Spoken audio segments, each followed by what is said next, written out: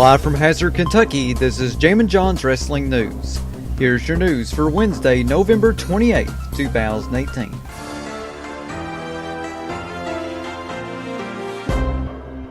We start off with some tragic news in the professional wrestling world. Adam Edge Copeland posted the following on his Twitter account today.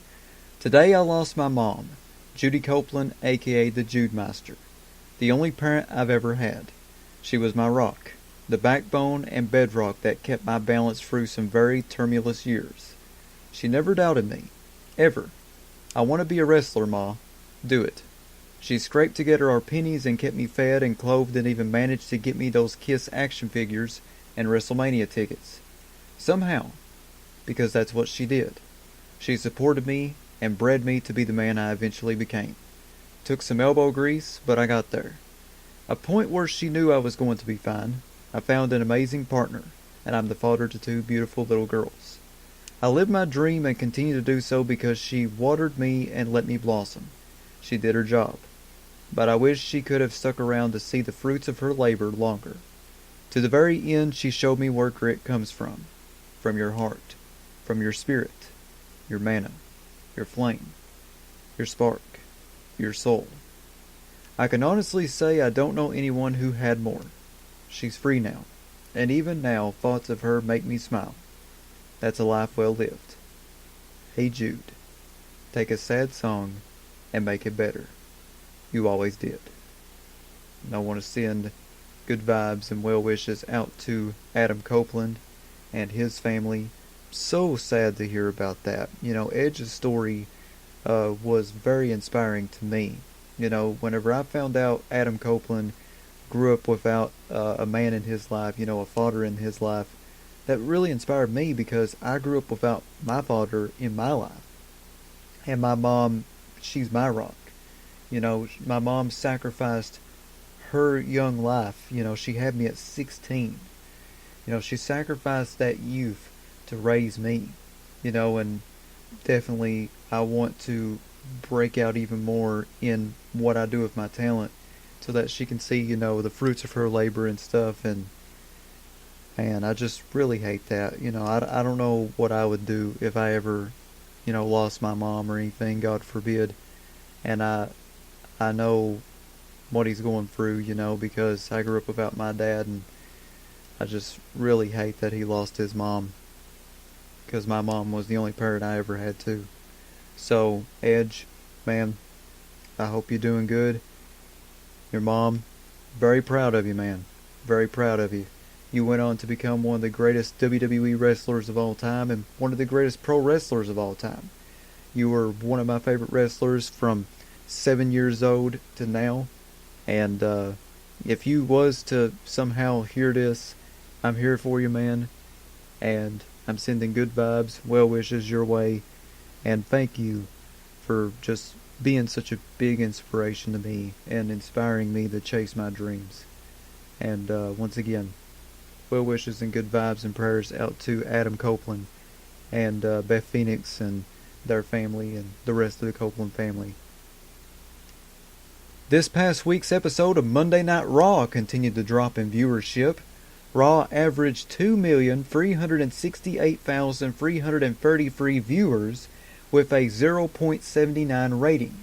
The biggest drop was in hour number 3 when the viewership dropped to 2,111,000 viewers. Here are the hourly numbers courtesy of ShowbizDaily.com. At the 8 p.m. hour, 2,612,000 viewers. The rating was 0.85. At 9 p.m., the second hour, it was 2,382,000.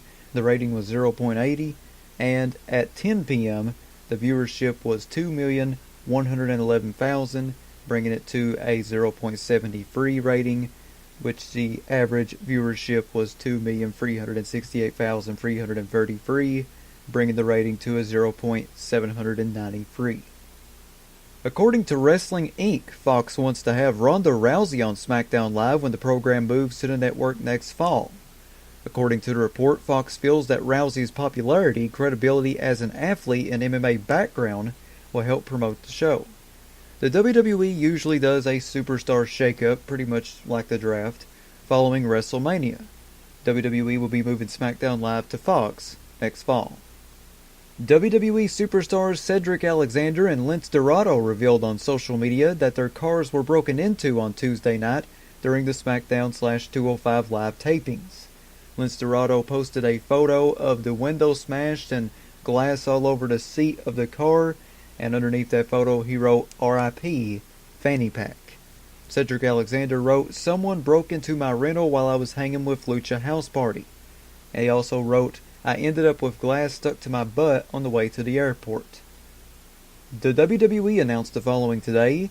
Braun Strowman underwent successful surgery in Birmingham, Alabama, WWE.com has learned.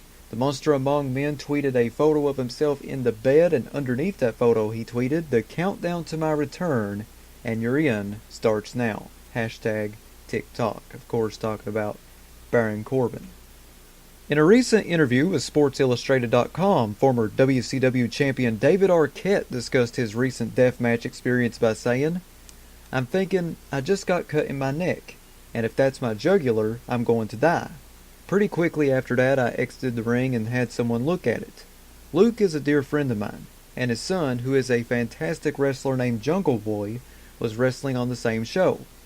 We've been friends for over 30 years, so Luke is the one I went to see to look inside the wound. He looked and said no, so I knew I didn't cut a main artery or vein. I could feel something was wrong with my neck, but I wanted to finish the match and tell a complete story." David Arquette continued on by saying, "It went off the rails a little. I was pretty pissed. I was at fault for it. Once I got cut, some things happened in the ring and I reacted. We were both at fault for the neck cut, but me defending myself is how it actually happened. I was in the hospital and had to have surgery to sew up my muscle and clean up my wound. It is what it is.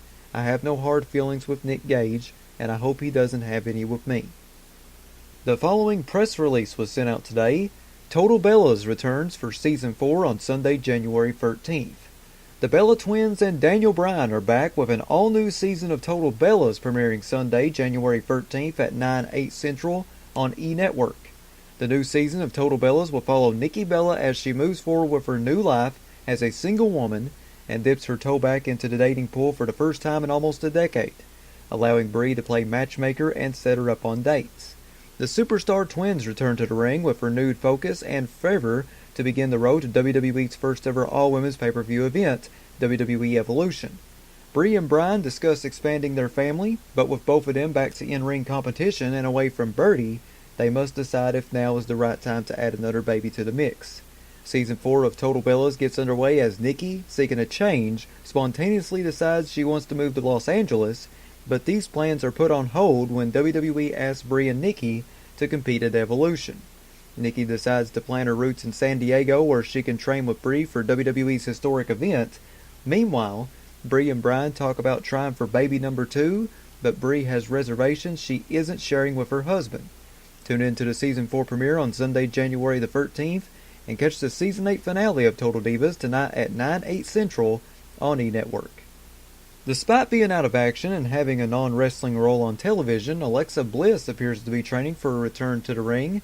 She posted a photo of herself in the ring at the Performance Center and wrote underneath that, "Day 1." Daniel Bryan reacted to AJ Styles' SmackDown Live promo from last night with the following message.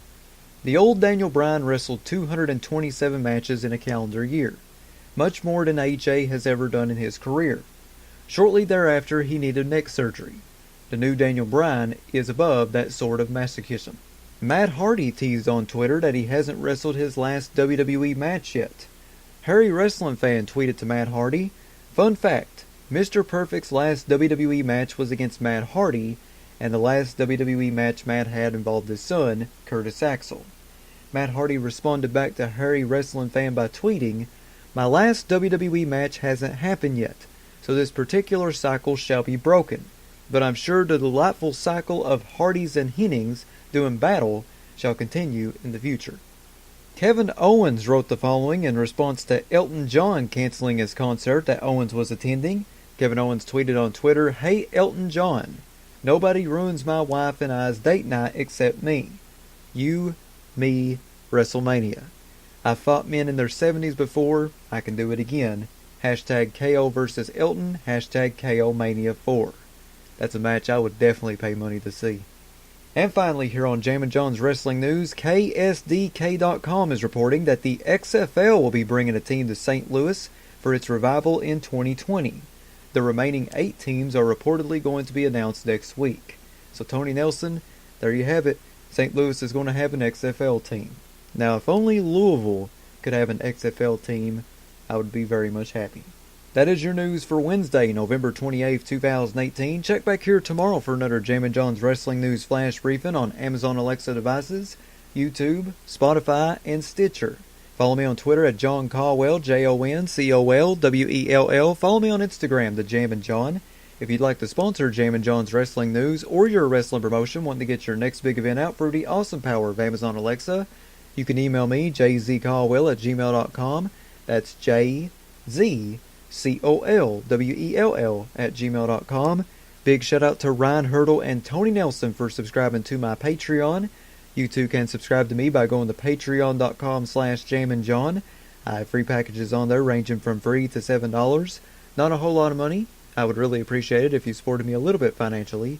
Once again, that's patreon.com/jamminjohn. This is Jammin' John saying thanks, goodbye, and I'll see you tomorrow.